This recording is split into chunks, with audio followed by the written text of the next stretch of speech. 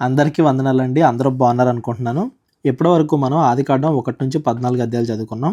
ఇందులో ఏదెను తోట, ఆదాము అవ్వలు, కయీను, షేతు, నోవాహు జలప్రళయం ఇవన్నీ చదువుకుని అబ్రహాము గారి జీవితం గురించి మనం చదువుకుంటూ వస్తున్నాం.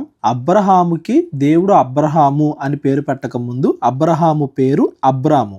ఈ అబ్రాముని దేవుడు ఎలా ఎంచుకున్నాడు, అతడుండే ప్లేస్ నుంచి ఊరు నుంచి హారాన్ నుంచి కనానికి దేవుడు ఎలా నడిపించుకున్నాడు, కరువు సమయంలో ఐగుప్తు వెళ్ళినప్పుడు దేవుడు అబ్రాముని శారాయిని ఎలా రక్షించాడు, లోతు పనివారికి అబ్రాము పనివారికి గొడవైన తరువాత వీళ్ళిద్దరూ విడిపోయినప్పటికీ లోతుకి కష్టం వచ్చినప్పుడు అబ్రాము వెళ్ళి ఎలా రక్షించాడు, ఇవన్నీ కూడా ఇప్పటివరకు మనం చూసాం. ఆదికాండం 15వ అధ్యాయం నుండి ఈరోజు మనం చదువుకుందాం. ఇవి జరిగిన తరువాత యెహోవా వాక్యము అబ్రామునకు దర్శనమునందు వచ్చి, ఏవి జరిగిన తర్వాత లోతును రక్షించిన తర్వాత సొదొమ రాజును కలవడం, ఆ తర్వాత మెల్కీసెదెకును కలవడం, ఇదంతా అయిపోయిన తర్వాత యెహోవా వాక్యము అబ్రామునకు దర్శనమునందు వచ్చి, అబ్రామా భయపడకుము, నేను నీకు కేడెము, నీ బహుమానము అత్యధికమగునని చెప్పాను. దేవుడు అబ్రాముకి ఏ విషయాల్లో తోడున్నాడు? డబ్బు విషయంలో తోడున్నాడు. కాపాడడానికి కేవలం 312 మందిని తీసుకెళ్ళి కొన్ని వేల మంది మీద యుద్ధం చేసి గెలిచాడు. అన్ని విషయాల్లో దేవుడు అబ్రహాముకి తోడుగా ఉంటున్నాడు. అలాగే తనకిచ్చిన బహుమానాలన్నింటినీ కూడా అత్యధికం, ఇంకా ఎక్కువ చేస్తాను అని కూడా దేవుడు చెప్తున్నాడు. అందుకు అబ్రాము, ప్రభువైన యెహోవా నాకు ఏమి ఇచ్చిననేమి, నేను సంతానము లేనివాడనై పోవుచున్నానే, దమస్కు ఎలియేజరే నా ఇంటి ఆస్తి కర్తగును కదా. మరియు అబ్రాము, ఇదిగో నీవు నాకు సంతానం ఇయ్యలేదు గనుక నా పరివారములో ఒకడు నాకు వారసుడగునని చెప్పగా అబ్రహాము పిల్లలు లేరు అని బాధపడుతున్నాడు అనే విషయం మనకు అర్థమవుతుంది. దమస్కు ఎలియేజరే అంటే అక్కడ ఉన్న వాళ్ళందరిలో కల్లా నమ్మకస్తుడు, అబ్రహాము తన ఆస్తి మొత్తంలో నమ్మేవాడు అని దాని అర్థం. కానీ అబ్రహాముకి ఎంతమంది నమ్మకమైన వాళ్ళున్నా, ఎంత సంపద ఉన్నా, ఎన్ని పశువులున్నా పిల్లలు లేరు అనే బాధ ఉంది అనేది ఈ మాటల ద్వారా మనకు అర్థమవుతుంది. అప్పుడు యెహోవా వాక్యం అతని యొద్దకు వచ్చి, ఇతడు నీకు వారసుడు కాడు, నీ గర్భవాసమున పుట్టబోవుచున్నవాడు నీకు వారసుడగునని చెప్పెను. మరియు ఆయన వెలుపలికి అతన్ని తీసుకొని వచ్చి, నీవు ఆకాశము వైపు తేరి చూచి నక్షత్రములను లెక్కించుటకు నీ చేతనైతే లెక్కించుమని చెప్పి నీ సంతానము అలాగగునని చెప్పాను. దీని గురించి మనం కొత్త నిబంధనలో కూడా చూస్తామండి. దేవుడు అబ్రహాముకి సూచనగా చూపిస్తున్నాడు. ఇదిగో దమస్కు ఎలియేజర్ అనే వ్యక్తిని దత్తత తీసుకుని నీకు వారసుడిగా చేసుకుందాం అనుకుంటున్నావు కదా, నువ్వు అంత పని చేయాల్సిన అవసరం లేదు. నీ గర్భవాసాన దత్తత దాకా వెళ్ళాల్సిన అవసరం లేదు. నీ కడుపునే నీకు కుమారుడు పుడతాడు అని చెప్తున్నాడు. దానికి సూచనగా ఇదిగో ఆకాశంలో నక్షత్రాలు చూడు, ఎవరు కూడా లెక్క పెట్టలేరు కదా, నీ సంతానము కూడా అంత లెక్కించలేని అవుద్ది అని చెప్తున్నాడు. ఇది దేవుడు మొదటిసారి కాదు అబ్రహాముతో ఇలా చెప్పడం. మనం ఆల్రెడీ ముందు అధ్యాయాల్లో కూడా చూసాం. అంటే దేవుడు ఎప్పటికప్పుడు అబ్రహాముతో మాట్లాడుతూనే ఉన్నాడు. ఫ్రెండ్స్ లాగా వీళ్ళిద్దరూ ఎప్పటికప్పుడు మాట్లాడుకుంటానే ఉన్నారు అని దాని అర్థం.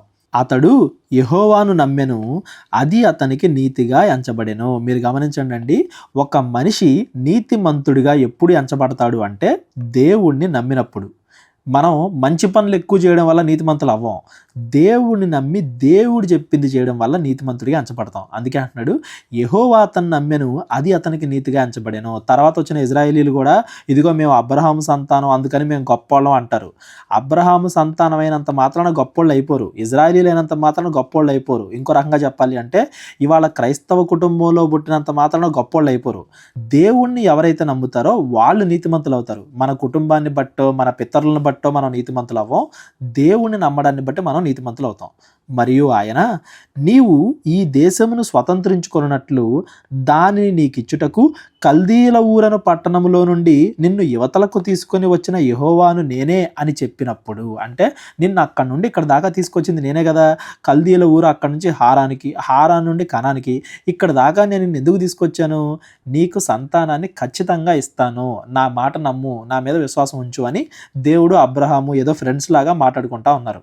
అతడు, ప్రభు అయిన యెహోవా, నేను దీన్ని స్వతంత్రించుకొనేదనని నాకెట్లు తెలియను? నువ్వు ఎప్పుడు చెప్పావు? నాకు 75 సంవత్సరాలు ఉన్నప్పుడు చెప్పావు. నువ్వు నాకెట్లా తెలిసిద్ది ఈ కనాను దేశం మొత్తం నా కుమారులతో నిండిద్ది అని? నాకెట్లా తెలియను అని అడగ్గా, అప్పుడు ఆయన, 3 ఏండ్ల పెయ్యను 3 ఏండ్ల మేకను, 3 ఏండ్ల పొట్టేలును, ఒక తెల్లగువ్వను, ఒక పావురపు పిల్లను నా యొద్దకు తెమ్మని అతనితో చెప్పెను. దేవుడు వాటిని తెమ్మన్నాడు.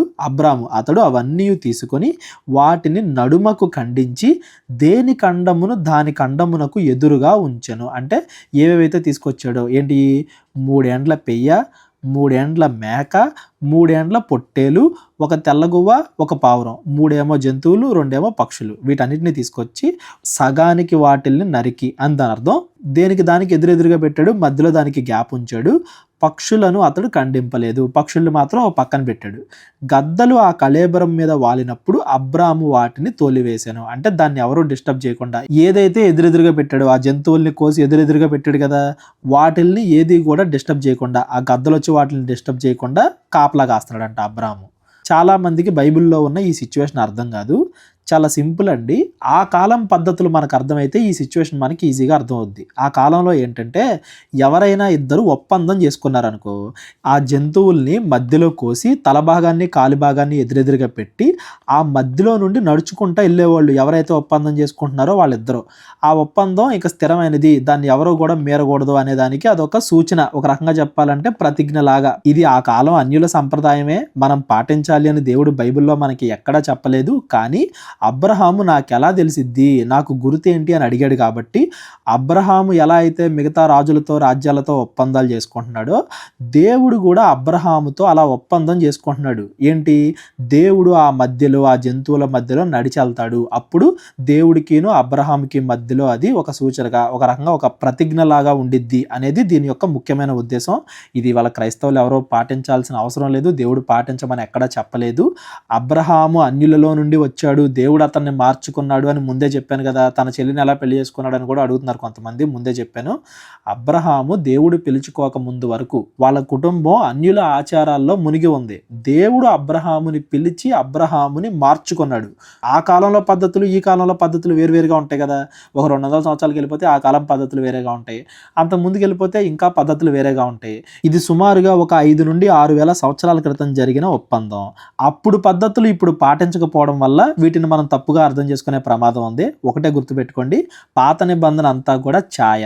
ఆ కాలంలో ఉన్న వాళ్ళు అజ్ఞానులుగా ఉన్నారు కాబట్టి, చిన్నపిల్లల వలె ఉన్నారు కాబట్టి వాళ్ళకు అర్థమయ్యేలాగే దేవుడు చెప్తున్నాడు అనేది మాత్రం గుర్తుపెట్టుకోండి. ఇప్పుడు అబ్రాహాం ఏం చేశాడు, ఆ జంతువుల్ని కట్ చేసి తలభాగం పైన కాళ్ళభాగం కింద అట్లా పెట్టి మధ్యలో ఖాళీ ఉంచాడు. దీన్ని గద్దలు కానీ అవి ఏవి డిస్టర్బ్ చేయకుండా చూసుకుంటున్నాడు. పొద్దుగుంకబోయినప్పుడు అబ్రామునకు గాఢ నిద్ర పట్టెను. భయంకరమైన కటిక చీకటి అతన్ని కమ్మగా ఆయన, నీ సంతతి వారు తమది కాని పరదేశమందు నివసించి ఆ దేశపు వారికి దాసులుగా నుందురు. వారు 400 ఏండ్లు వీరిని శ్రమ పెట్టుదురు. వీరు ఎవరికి దాసులగుదురో ఆ జనమునకు నేనే తీర్పు తీర్చుదును. మరియు వారు మిక్కిలి ఆస్తితో బయలుదేరి వచ్చెదరు. నీవు క్షేమముగా నీ పితరుల యొద్దకు పోయెదవు. మంచి వృద్ధాప్యమందు పాతి పెట్టబడుదువు. అమోరీయుల ఆక్రమము ఇంకను సంపూర్ణము కాలేదు గనుక నీ 4వ తరము వారు ఇక్కడికి మరలా వచ్చెదరని నిశ్చయముగా తెలుసుకొనమని అబ్రాహాముతో చెప్పాను. ఫ్యూచర్లో ఏం జరిగిద్దో దేవుడు మొత్తం చెప్పేశాడు అబ్రాహాముకి. ఏం జరిగిద్దంట, నీ సంతతి వారు అంటే ఇజ్రాయేలీలు తమది కాని పరదేశమందు నివసించి, ఎక్కడ ఉంటారు, ఐగుప్తులో నివసిస్తారు. ఆ దేశపు వారికి దాసులుగా ఉంటారు. వారు 400 ఏండ్లు వీరిని శ్రమ పెట్టుదురు. 400 ఏండ్లు శ్రమ పడతారు. వీరు ఎవరికి దాసులగుదురో ఆ జనమునకు నేనే తీర్పు తీర్చుదును. ఆ ఐగుప్తు వారికి నేనే తీర్పు తీరుస్తాను, ఆ బబులోను అష్షూరీయులకు కూడా నేనే తీర్పు తీరుస్తాను. తర్వాత వారు మిక్కిలి ఆస్తితో బయలుదేరి వచ్చేదారు. ఎక్కడికి వస్తారు, నీకు ఇస్తానన్నాను కదా, ఈ దేశానికి వస్తారు. నీవు క్షేమముగా నీ పితరుల యొద్దకు పోయేదవు అంటే నువ్వు ముందే చనిపోతావు, నువ్వు వృద్ధాప్యమందు చనిపోతావు. నువ్వు చనిపోయిన తరువాత నీ 4వ తరం వారు, 400 సంవత్సరాలు అన్నాడు కదా, నీ 4వ తరం వారు వచ్చి ఈ దేశంలో నివసిస్తారు. అమోరీయుల ఆక్రమము ఇంకా పరిపూర్ణము కాలేదు అంటే దాని ఉద్దేశం అమోరీయుల పైన దేవుడు ఇంకా వాళ్ళు మారతారేమో అని చూస్తూ ఉన్నాడు. ఇంకా వాళ్ళు మారరు అని పీక్ స్టేజ్, వాళ్ళ యొక్క పతన స్థాయికి వాళ్ళు వెళ్ళిపోయినప్పుడు అప్పుడు దేవుడు వాళ్ళకి తీర్పు తీరుస్తాడు అని దాని అర్థం. 4వ తరం వారు, నీ 4వ తరము వారు ఇక్కడికి వచ్చి మరలా నివసించెదరు అంటే ఏదైతే నేను నీకు ఇచ్చానో ఈ దేశాన్ని వాళ్ళు 400 సంవత్సరాల తరువాత ఈ దేశాన్ని స్వతంత్రించుకుంటారు అని దేవుడు అబ్రహాముతో జరగబోయేదంతా ముందే చెప్పాడు. ఇది మొత్తం మనం నెక్స్ట్ పుస్తకాలు నిర్గమాకాండం, లేవికాండం, సంఖ్యాకాండం, ద్వితీయోపదేశకాండం వీటిల్లో మనం చూద్దాం. అక్కడికి వెళ్ళినప్పుడు వాటిని క్లియర్గా చదువుకుందాం. దేవుడు ముందే అబ్రహాముకు చెప్తున్నాడు అనేది మాత్రం గుర్తుపెట్టుకోండి. ఈ 4వ 400 సంవత్సరాల తర్వాతే వాళ్ళు వెళ్ళారా లేదా అనేది కరెక్ట్గా దేవుడు అబ్రహాముకి ఎన్నో సంవత్సరం అప్పుడు దేవుడు వాగ్దానం చేశాడు. అక్కడ నుండి కరెక్ట్గా ఎన్నో సంవత్సరంలో ఇజ్రాయేలీలు వాగ్దాన దేశంలో ప్రవేశించారు అనేది నేను వేరే వీడియో చేశాను, సంవత్సరాలు ఎన్ని అనేది. అందులో చూడండి, ఎవరికైనా కావాలంటే డిస్క్రిప్షన్లో ఆ లింక్ ఇస్తాను. మరియు పొద్దుగుంకి కటిక చీకటి పడినప్పుడు రాజుచున్న పొయ్యియు అగ్ని జ్వాలయు కనబడి ఆ ఖండముల మధ్య నడిచిపోయెను. ఆ దినమందే యెహోవా ఐగుప్తు నది మొదలుకొని గొప్ప నది అయిన యూఫ్రటీసు నది వరకు ఈ దేశమును అనగా కేనీయులను, కనిజ్జీయులను, కద్మోనీయులను, హిత్తీయులను, పెరిజ్జీయులను, రెఫాయియులను, అమోరీయులను, కనానీయులను, గిర్గాషీయులను, యోబూసీయులను నీ సంతానమునకిచ్చి ఉన్నానని అబ్రాముతో నిబంధన చేశాను. దేవుడు ఏదేదైతే ముందుగా జరిగిద్దో అదంతా చెప్పేసి ఇవన్నీ జరుగుతాయి అనడానికి గుర్తుగా ఏంటి, రాజుచున్న పొయ్యియు అగ్ని జ్వాలయు. అప్పుడప్పుడు చూస్తూ ఉంటాం కదా మనం, చిన్న చిన్న స్పార్క్స్ రాలుతూ ఉంటాయి, అగ్ని జ్వాల ఒకటి మాట్లాడుతూ, అంటే దేవుడికి సూచన. ఆ అగ్ని జ్వాల కనబడి ఆ ఖండముల మధ్య నడిచిపోయాను అంటే ఇందాక చెప్పాను కదా, జంతువుల్ని ఖండించిన తర్వాత వాటి మధ్యలో నుండి నడిచి వెళ్ళటం అనేది ఒప్పందానికి గుర్తు అని. అట్లా దేవుడు ఈ ఒప్పందానికి అంగీకరించాడు. ఇది ఖచ్చితంగా నేను నెరవేరుస్తాను అని అబ్రహాముకి సూచనగా చూపించాడు. అబ్రహాం అడిగాడు కదా, ఇదిగో 8వ వచనం, ఇదంతా జరిగిద్ది అని నేను ఎట్లా తెలుసుకోవాలి, నేను ఎట్లా, నాకేంటి గుర్తు అని అడిగాడు కదా. అబ్రహాముకి గుర్తుగా ఉండడానికి దేవుడు ఇదంతా కూడా చేశాడు. అంటే అబ్రహాముతో దేవుడు ఏదైతే వాగ్దానం చేసుకున్నాడో దానికి ఒక సూచన ఈ 15వ అధ్యాయంలో దేవుడు అబ్రాముకు చూపించాడు అనేది అయితే మీరు గుర్తుపెట్టుకోండి. 16వ అధ్యాయం మనం చదువుకుంటూ వెళ్దాం. అబ్రాము భార్య అయిన శారయి అతనికి పిల్లలను కనలేదు. ఆమెకు హాగరు అని ఐగుప్తురాలైన దాసి ఉండెను. వీళ్ళు ఐగుప్తులో నుండి వచ్చినప్పుడు జనాలని ఆస్తిని వెంట పెట్టుకుని వచ్చారు కదా, ఆ ఐగుప్తులో నుండి ఐగుప్తురాలైన ఒక దాసి, ఆమె పేరేంటి, హాగరు. ఈ శారయికి హాగరు అనే దాసి ఉందంట. కాగా శారయి, ఇదిగో నేను పిల్లలను కనకుండా యెహోవా చేసి ఉన్నాడు, నీవు దయచేసి నా దాసితో పొమ్ము, ఒకవేళ ఆమె వలన నాకు సంతానము కలుగవచ్చని అబ్రాముతో చెప్పెను. యెహోవా చేయడం ఏంటండి పిల్లలను కనకుండా? అంటే మనకి చెడు జరిగితేనేమో దేవుడు చేశాడు, మంచి జరిగితేనేమో అది మన కష్టానికి ప్రతిఫలమా? శారాయి మంచిది కాదు అని కాదండి, మనుష్యులు వాళ్ళ ఓపిక నశించినప్పుడు వాళ్ళ నోటి నుండి ఎటువంటి మాటలు వస్తాయి అనేది మనం ఇక్కడ గుర్తు తెచ్చుకోవాలి. అబ్రాము, శారాయి ఇద్దరు కూడా దేవుడి మీద భయభక్తులు గలవారే, కానీ ఓపిక నశించిపోయిన తర్వాత మనం పాపంలో పడిపోతాం. కాబట్టి మనం ఓర్పు కలిగి ఉండాలి, ఇంకొంచెం దేవుడి మీద నమ్మకాన్ని కలిగి ఉండాలి. దేవుడికి తెలుసు ఏ సమయానికి మనకి ఏది చేస్తే మంచిదో, కాబట్టి మనం ఓపికతో ఉండాలి. ఓపిక నశిస్తే కొంతమంది కోపంలో ఏదో ఆ టైంకి వచ్చే సడన్ కోపంలో తప్పులు చేస్తారు చూడండి. ఎప్పుడు కూడా తొందరపాటుగా ఓపిక లేకుండా, ఓర్పు లేకుండా ఏ పనులు చేయకూడదు అనటానికి ఇది ఒక సూచన. అబ్రాము శారాయి మాట వినెను.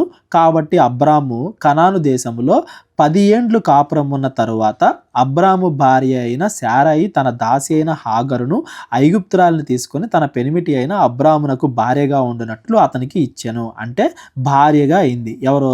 హాగరు. అబ్రహాముకి ఇష్టం లేదు, కేవలం శారాయి చెప్పిన దాన్ని బట్టే చేశాడు అనేది ఇక్కడ ఉంది చూడండి. ఒకవేళ ఇష్టం లేకపోయినా శారాయి చెప్పిందైనా చేశాడు కదా. అంటే శారాయి, అబ్రాము ఇద్దరూ ఓపిక కోల్పోయారు, లేదా దేవుడి యొక్క వాగ్దానాన్ని తప్పుగా అర్థం చేసుకున్నారు అని దాని అర్థం. అప్పుడు హాగరుతో పోయినప్పుడు అది గర్భవతి ఆయను. అది తాను గర్భవతినైనదని తెలుసుకున్నప్పుడు దాని యజమానురాలు దాని దృష్టికి నీచమైనది ఆయను.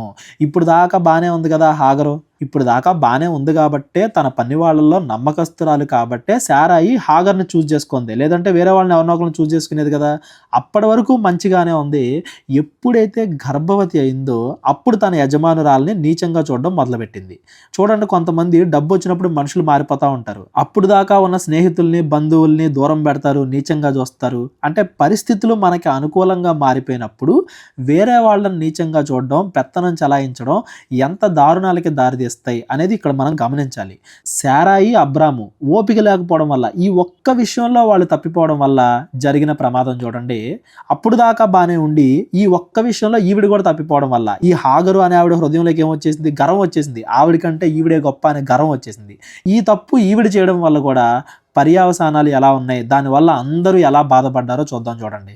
అప్పుడు శారాయి, నా ఉసురు నీకు తగులును, నేనే నా దాసిని నీ కౌగిటికిచ్చిన తరువాత తాను గర్భవతి అయినని తెలుసుకున్నప్పుడు నేను దాని దృష్టికి నీచమనదన్నతిని, నాకును నీకును యెహోవా న్యాయము తీర్చునుగాక అని అబ్రాముతో అనెను.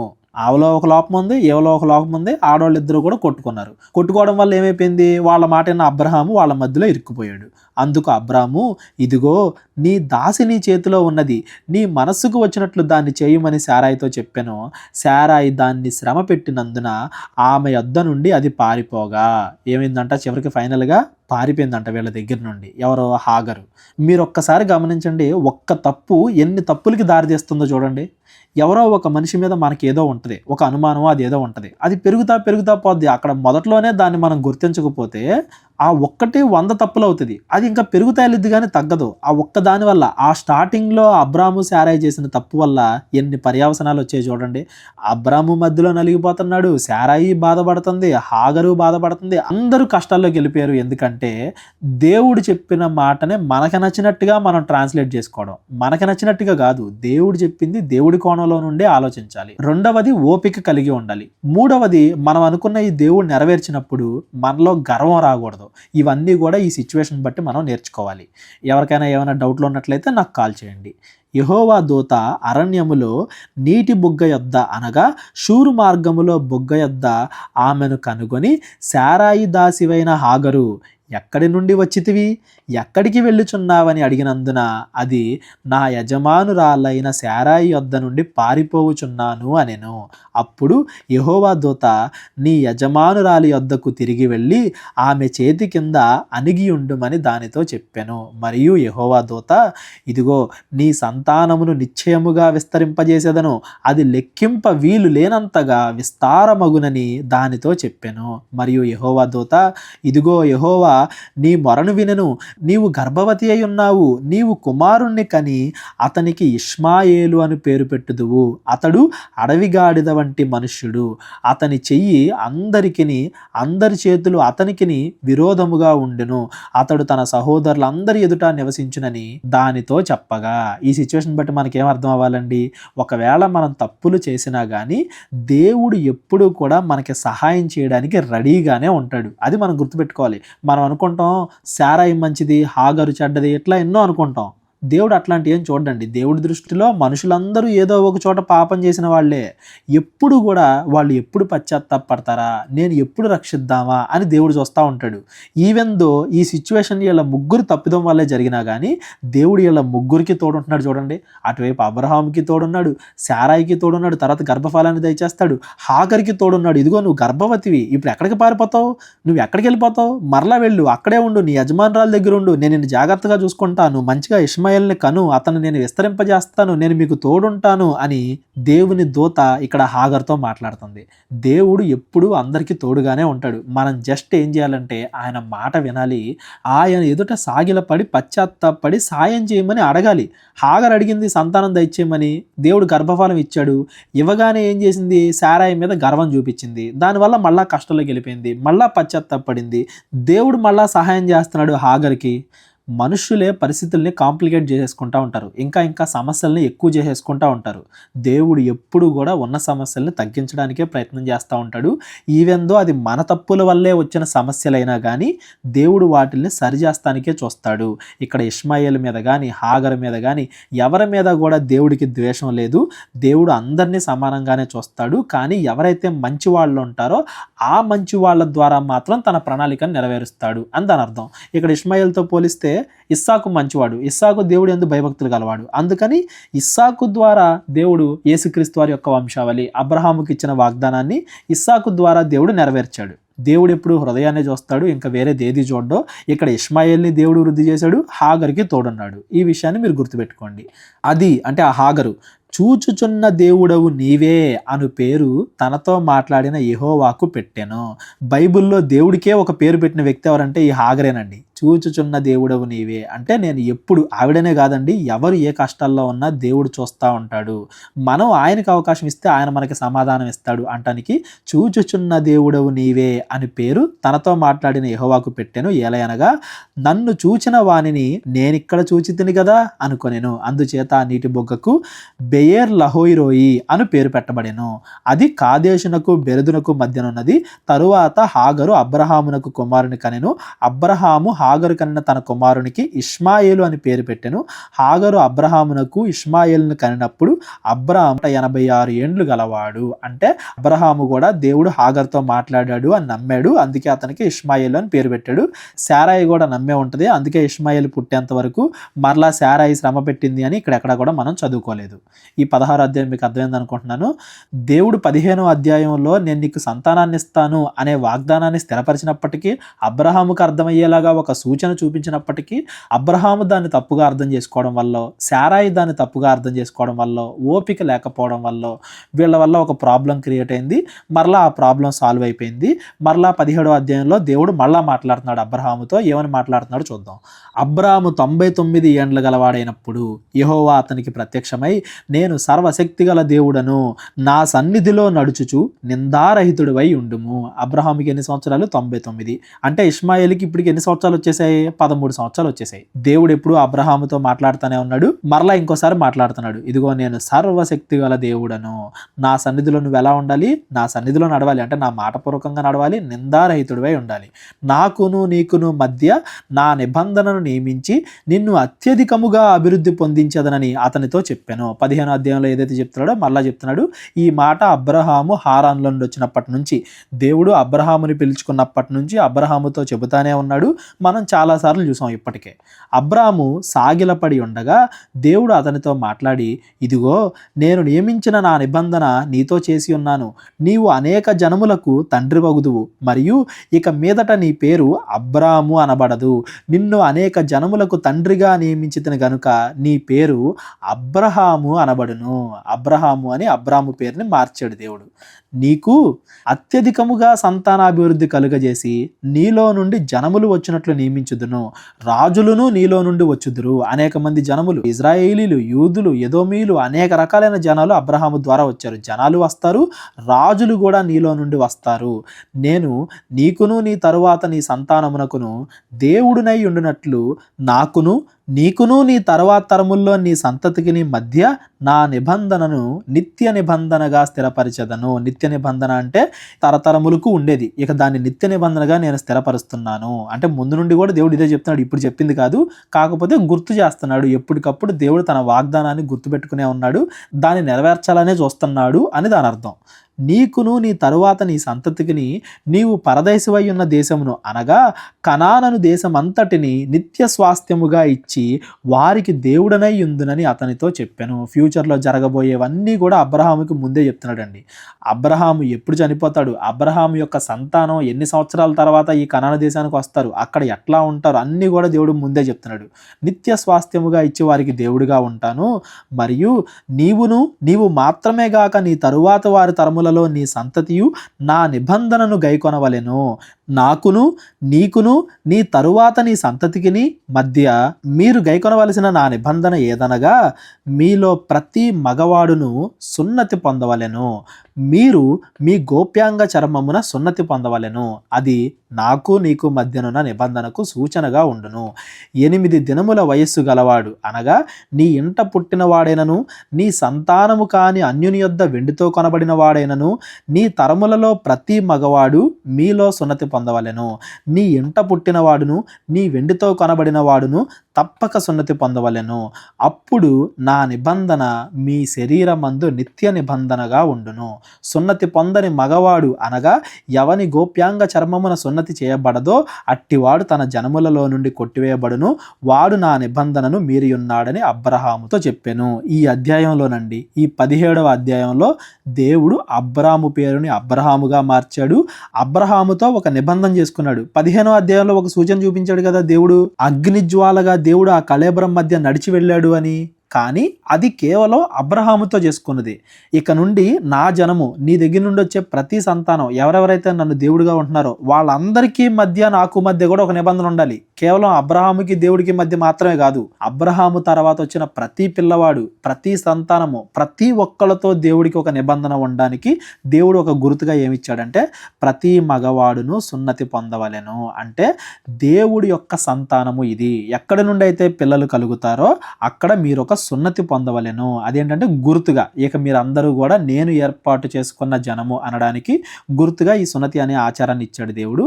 ఇది ఇవాళ మనం పాటించాల్సిన అవసరం లేదు. ఇవాళ ముస్లింలు కానీ యూదులు కానీ చాలామంది ఫాలో అవుతారు. క్రైస్తవులుగా మనం ఫాలో అవ్వాల్సిన అవసరం లేదు. ఎందుకంటే మనము దేవుని సంతానము అనడానికి మనకి ఇవాళ గుర్తు ఏంటంటే ఆత్మ, పరిశుద్ధాత్మని దేవుడు ఇస్తున్నాడు బాప్తిస్మం ద్వారా. ఇది మనకి గుర్తు, మనము దేవుడి పిల్లలము అంటానికి. పాత నిబంధనలో గుర్తు ఏంటి? సున్నతి. యేసుక్రీస్తు వారు ఈ పాత నిబంధనని తన శిలువ మరణంలో కొట్టివేశారు.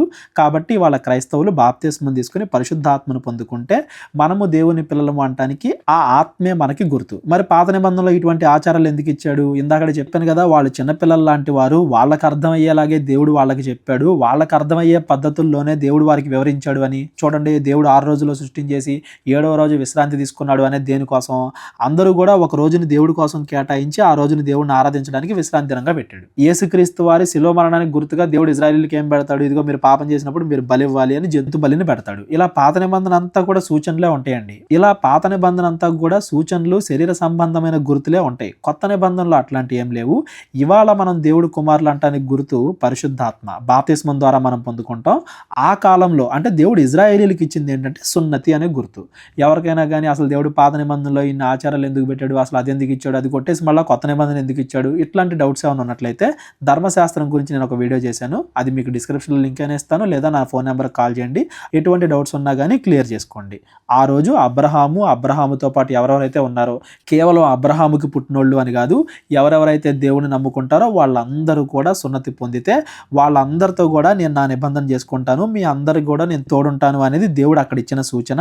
ఆ నిబంధన, ఆ మొదటి నిబంధన అంటే పాత నిబంధన, దానికి గుర్తుగా అబ్రహాం ఏం చేస్తాడు? అందరికి కూడా సున్నతి చేస్తాడు. అది కూడా చదువుకుందాం కింద. మరియు దేవుడు నీ భార్య అయిన శారాయి పేరు శారాయి అనవద్దు, ఏలైనగా ఆమె పేరు శారా పేరు కూడా మార్చాడు, అబ్రాం పేరు కూడా మార్చాడు.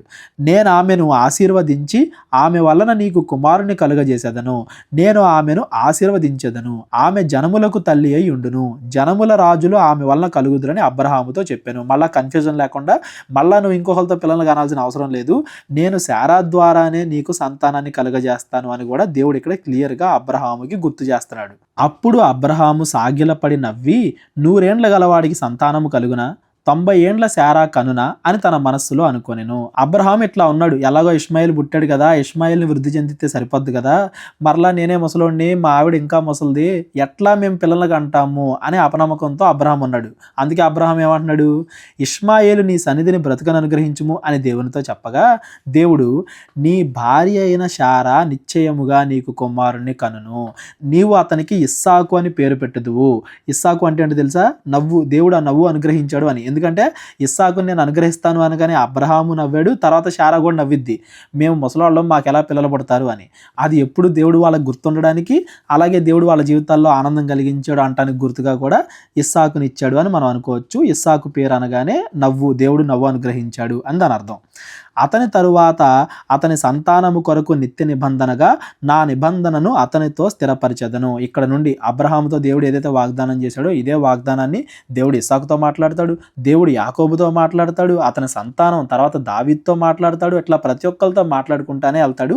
ఈ నిబంధనని దేవుడు యేసుక్రీస్తు వారు వచ్చేంత వరకు, యేసుక్రీస్తు వారు వీళ్ళ సంతానం నుండి రావాలి అనేది కదా ఫైనల్ పాయింట్, అక్కడ వరకు కూడా దేవుడు ఈ నిబంధనని అందరితో కూడా గుర్తు చేస్తానే ఉంటాడు, స్థిరపరుస్తానే ఉంటాడు. ఇష్మాయేలును గూర్చి నీవు చేసిన మనవి నేను వింటిని, ఇదిగో నేను అతన్ని ఆశీర్వదించి అతనికి సంతానాభివృద్ధి కలుగజేసి అత్యధికముగా అతన్ని విస్తరించేదను, అతడు 12 మంది రాజులను కనును, అతనిని గొప్ప జనముగా చేసేదను. అయితే వచ్చు సంవత్సరము ఈ కాలమందు శారా నీకు కనబోవు ఇస్సాకుతో నా నిబంధనను స్థిరపరిచెదనని చెప్పాను.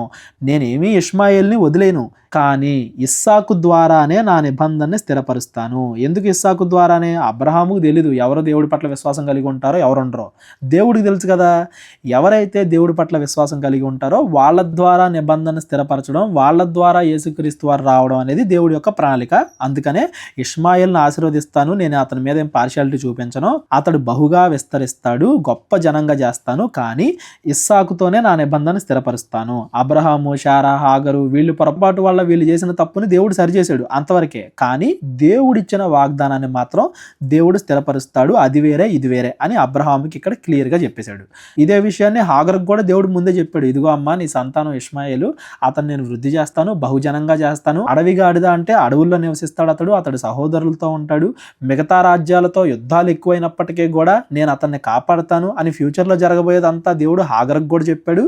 ఇక్కడ అబ్రహాముకు కూడా మరలా చెప్తున్నాడు. దేవుడు అబ్రహాముతో మాట్లాడుట చాలించిన తరువాత అతని యొద్ద నుండి పరమునకు వెళ్ళెను. అంటే దేవుడు డైరెక్ట్గా వచ్చి మాట్లాడాడు అబ్రహాముతో అని, అంటే దర్శనం కూడా కాదు, డైరెక్ట్గా మాట్లాడాడంట. అంటే అబ్రహాముకి దేవుడికి మధ్య ఎంత సన్నిహిత్యం ఉంది, ఎంత ఫ్రెండ్షిప్ ఉందో మనం గమనించాలి.